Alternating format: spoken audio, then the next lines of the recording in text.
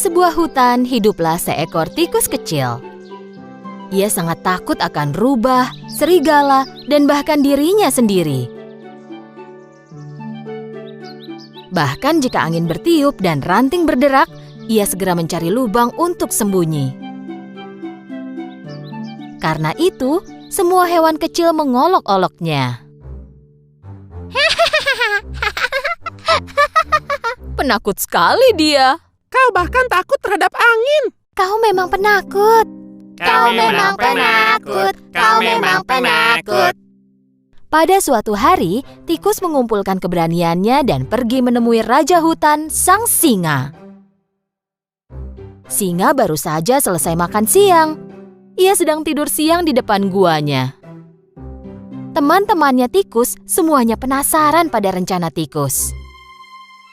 Tikus mulai memanjat ekor singa. Ia naik ke atas punggung singa. Dengan wajah penuh percaya diri, dia berpose di hadapan teman-temannya. Meskipun sangat takut, ia melakukan semua rencananya sehingga ketakutannya tidak terlihat. Tepat pada saat itu, singa bangun. Dan singa mengguncangkan bulunya, tikus pun terjatuh. Tikus dan singa saling berpandang-pandangan. Semua hewan yang melihat itu menjadi khawatir.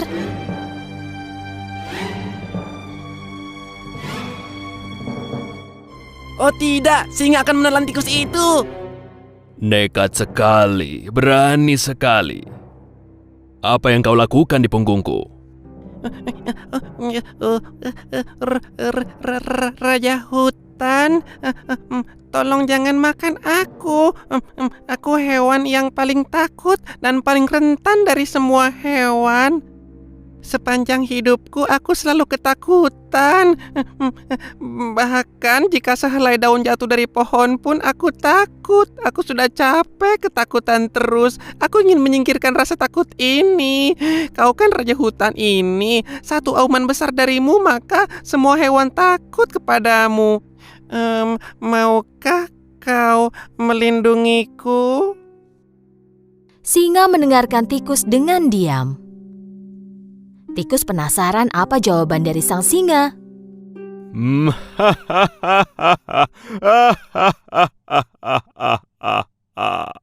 Dan kenapa aku harus menolongmu? Beri aku satu alasan bagus kenapa aku tidak boleh memakanmu. Bantuanmu akan kubalas, aku janji. Mungkin satu hari nanti aku akan membantumu. Begitu tikus selesai menyampaikan permohonannya, singa mengaum dengan sangat keras.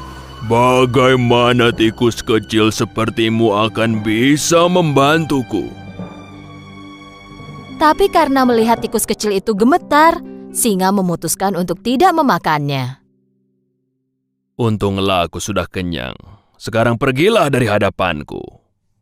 Tikus pun lari dan menjauh dari sana. Melihat kejadian itu dari kejauhan, teman-teman tikus ikut terkejut. Beberapa waktu telah berlalu, singa merasa lapar dan mulai berjalan menjelajahi hutan. Tetapi ia tidak memperhatikan jebakan pemburu dan ia tertangkap. Ia tergantung di udara dalam sebuah jaring besar. Ia mencoba membebaskan diri dari jaring itu, tetapi tidak bisa. Ia adalah raja hutan, jadi jika berteriak minta tolong, ia akan dipermalukan. Dan seluruh pemburu akan mendengarnya, lalu akan cepat-cepat menangkapnya. Tak punya pilihan, singa mulai menunggu. Sementara itu, hewan lain yang tinggal di hutan memperhatikan sang singa. Tapi tak seorang pun yang berani mendekatinya. Ketika lewat, tikus kecil melihat singa dan memutuskan untuk menolongnya. Tikus langsung pergi ke samping singa. Tikus mulai memanjat ekor singa yang panjang dan saat mencapai jaring, ia mulai menggigit jaring itu.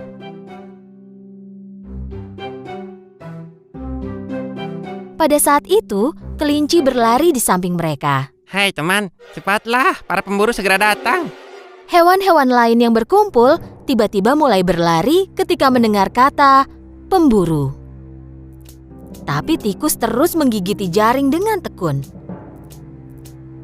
Akhirnya, jaring itu robek dan singa jatuh lalu terbebas. Ayo, lompatlah ke punggungku, kita pergi dari sini. Tikus melompat ke punggung singa dan mereka melarikan diri. Singa yang terengah-engah tiba di depan guanya. Dia berlutut dan tikus pun melompat turun. Saat kau bilang kalau suatu hari kau mungkin bisa membantuku, aku menganggap remeh dirimu. Kupikir kau hanyalah tikus kecil yang tidak berguna, tetapi kau menyelamatkan nyawaku. Terima kasih. Kehormatan bagi saya, Raja. Kau tak perlu takut lagi padaku. Bahkan kau tak perlu takut lagi pada apapun, karena kau adalah tikus yang sangat berani. Jika aku raja hutan, mulai sekarang kau adalah pangeranku yang pemberani. Singa dan tikus mulai tertawa.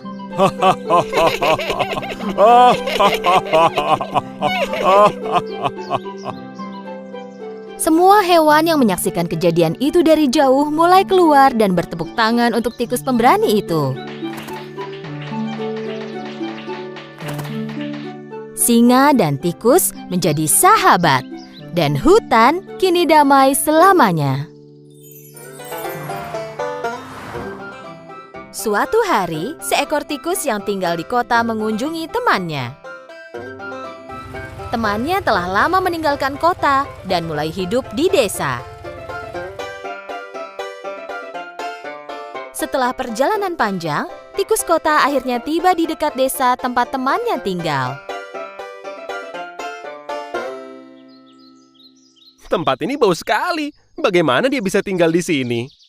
Setelah perjalanan panjang dan melelahkan, tikus kota akhirnya tiba di ladang temannya. Tikus desa membuat rumahnya di bawah tanah dan tinggal di sana. Bagaimana temanku bisa tinggal di lingkungan yang buruk ini? Aku tak habis pikir. Tikus kota mengetuk pintu. Tikus desa membuka pintu. Dia sangat kaget sekaligus sangat senang melihat temannya. Selamat datang, teman. Apa yang membawamu keluar kota ini? Aku bosan dengan kehidupan kota. Aku berniat datang dan melihatmu dan caramu hidup sekarang. Tetapi kulihat kau tidak terlalu bahagia. Kata siapa? Mari masuk dan akan kusiapkan makanan. Mereka berdua masuk.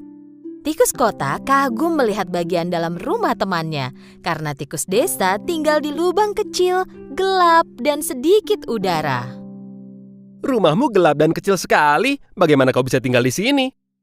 Tikus desa telah menyiapkan sesuatu untuk dimakan temannya. Di atas meja ada sepotong keju, selada, wortel, dan tongkol jagung. Ayo, teman. Makanlah makanan ini.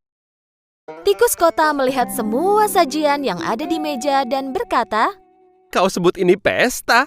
Di tempat kita yang dulu, tikus tak akan berpaling dan berpikir dua kali pada jenis makanan ini. Kita punya kue, pastry, berbagai jenis kue dan daging. Kau bisa temukan apapun yang kau inginkan di kota. Setelah tikus kota menghabiskan makanannya, mereka mulai berjalan mengelilingi desa tempat tinggal tikus desa. Tikus kota tidak suka tempat tinggalnya tikus desa. Jenis tempat ini bukanlah tempat yang kusukai. Ini sangat kotor dan membosankan. Kau harus mengunjungi tempat tinggalku suatu hari nanti. Aku akan membawamu berkeliling kota. Aku yakin kau tak akan kembali lagi ke sini. Pagi berikutnya, kedua teman itu berpamitan. Tak lama setelah mereka berpisah, tikus desa memutuskan untuk mengunjungi temannya di kota. Dan dia pun memulai perjalanannya. Setelah perjalanan panjang, dia tiba di kota. Tikus desa tiba di rumah temannya sesuai petunjuk dari temannya itu. Tikus kota tinggal di sebuah apartemen. Tikus desa kaget saat melihat tempat tinggal temannya. Rumah besar ini milikmu? Tidak juga. Aku berbagi rumah ini dengan pemilik rumah. Aku sangat lapar. Tunjukkan kepadaku pesta makanan yang kau bicarakan. Tikus kota memasuki dapur, membuka pintu kulkas, lalu mengambil keju, daging, dan berbagai jenis sayur dan buah. Dia menaruhnya di meja. Dan ketika mulai makan, mereka mendengar kucing mengeong. Tikus kota melompat sambil berkata, Oh tidak, kucing rumah ini mendengar kita berbicara. Kita harus sembunyi. Ikuti aku. kedua tikus memasuki sebuah lubang di dinding dan melarikan diri. Sambil terengah-engah, tikus desa bertanya, Kau tinggal di rumah yang sama dengan seekor kucing. Bukankah itu berbahaya? Memang, tetapi inilah harga yang harus kubayar jika ingin hidup dalam kemewahan dan kekayaan.